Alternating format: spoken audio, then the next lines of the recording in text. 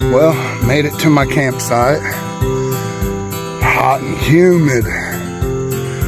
Keep in mind while I'm posting these videos that I am definitely not a pro, nor am I the guy that you're gonna see with all the ultralight gear and the $500 backpack, and I'm not scared to carry some weight, so I'm more of the budget backpacker. But I thought it'd be cool because a lot of you have asked me to post some videos so you can see what it's like out here and what I do to get it done. Back at the same site I had before, because that's great for my hammock and it gives me a little bit of cover, and we're supposed to have some rain tonight.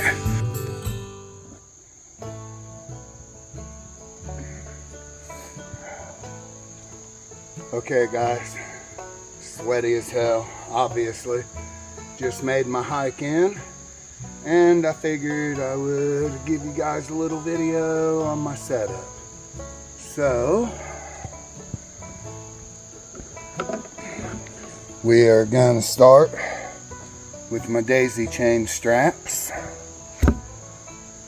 So, these are gonna have a single loop on one end, long stretch, and then on the end they're going to have what we call a daisy chain.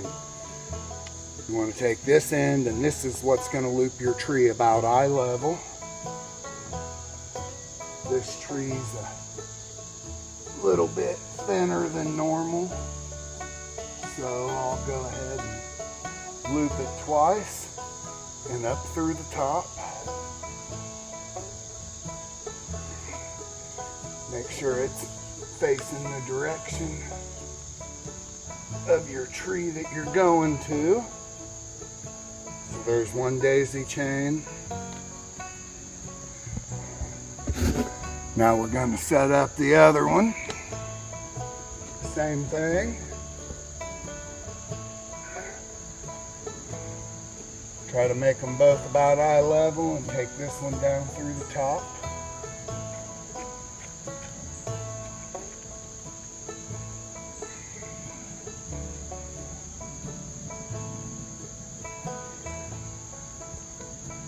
Looks like I'm gonna be lucky tonight because it's supposed to rain a little bit and the backcountry area is empty. So now we got our hammock bag. You should be able to reach right in if you packed it right the last time, and have a carabiner right there.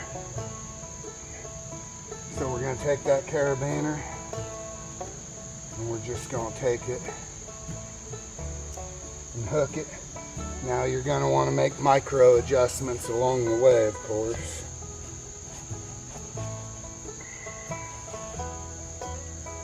Pull this out.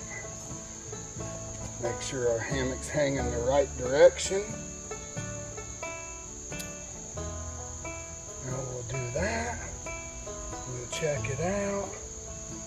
Both ends about the same. They usually call for about a 30-degree angle in order for you to be comfortable. So sometimes you'll want to make some micro adjustments. Make sure our head and feet are going to be about the same height. And then we'll take an old test sit. Make sure I'm not going to be dragging the ground. That looks pretty good to me. All right.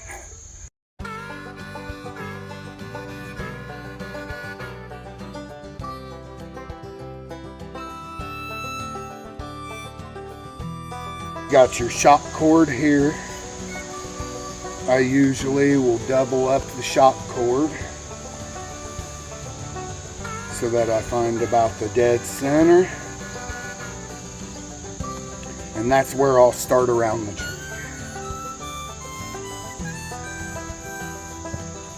Now, because this does have double threading points, you'll want to go around the tree in 2 bands.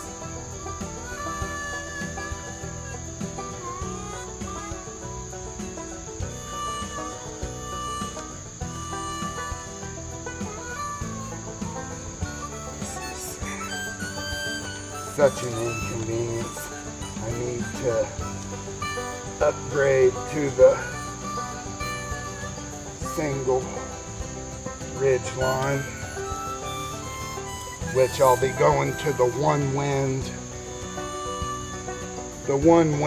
single ridge line hammock with a bug net. So we're gonna take this, thread it through right here, take this other one,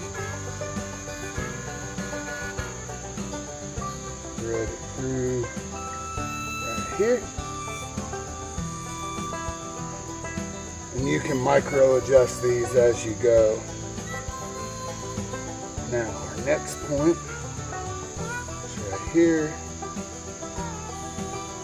This thing really comes in handy though when them bugs come out, especially like they are right now.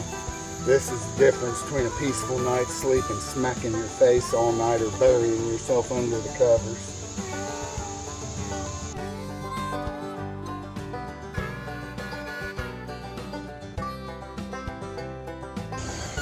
So now we are going to get with our little Prusik loops that we have for Prusik knots, and you'll see that in a few minutes, and our ridge line for our tarp, because like I said, it's sunny now, but it's gonna rain tonight because that's just the way it goes.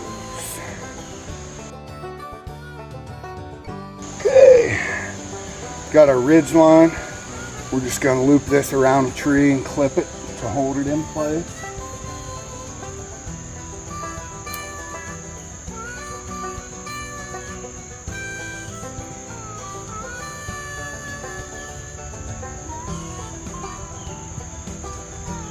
And you want to set your ridge line above where all your other ropes and shock cords are. That way your tarp is up off of them and not messing with your straps at all.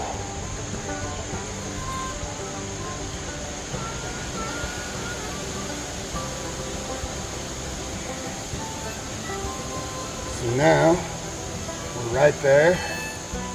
We're gonna make us a little knot right here, and that knot's gonna get one carabiner.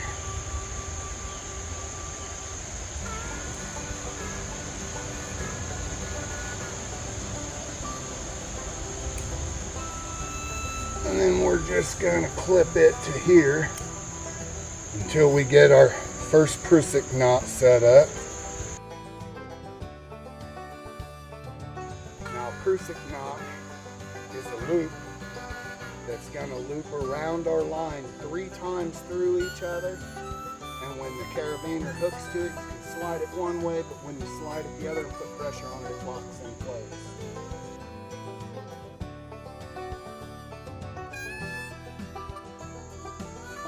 Drop this line.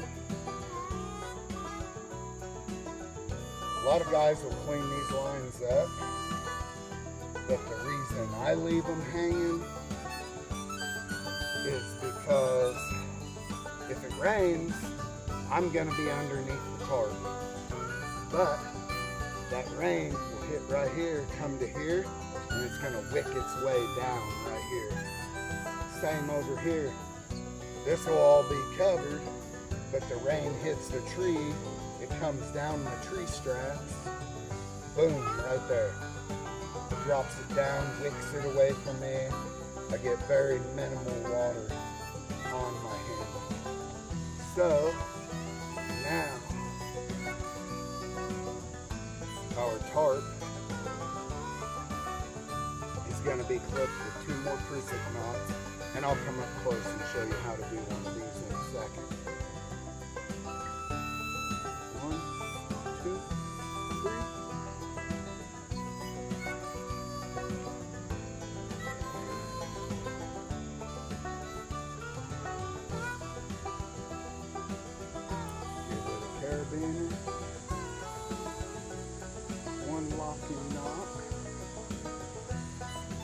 Now,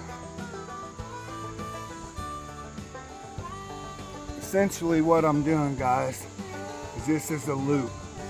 I'm taking this around the line and I'm bringing it through each other 3 times so that it wraps around the thing and through itself, and then it leaves the top up. When you pull this one way, it'll slide both ways, but the minute you put tension on it, it locks in place.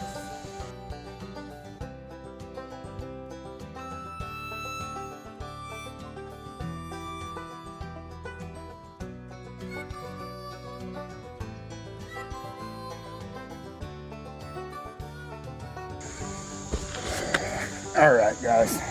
So normally I carry a little small 10 by 10.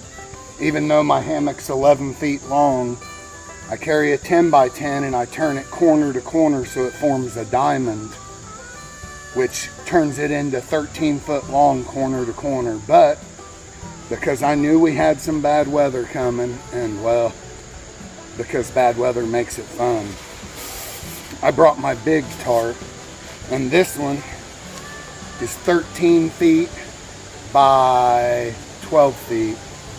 And it makes for an excellent shelter when it's cold or when you have rain coming and you want to have a front porch.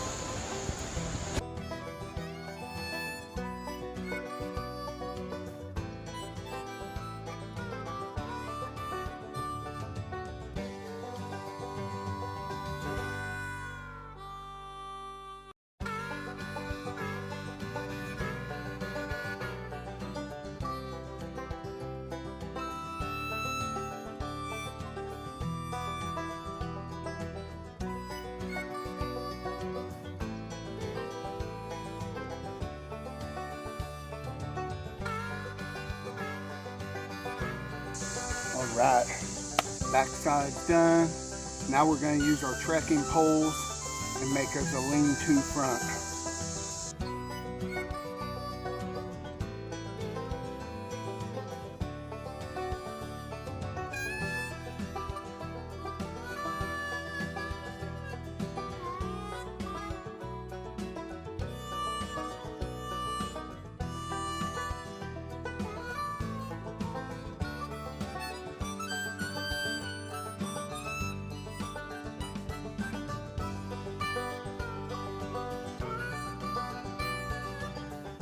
All right, guys, so let me show you what we got here. We got one side a little bit lower than the other. That way when it rains tonight, the water will shed down this way.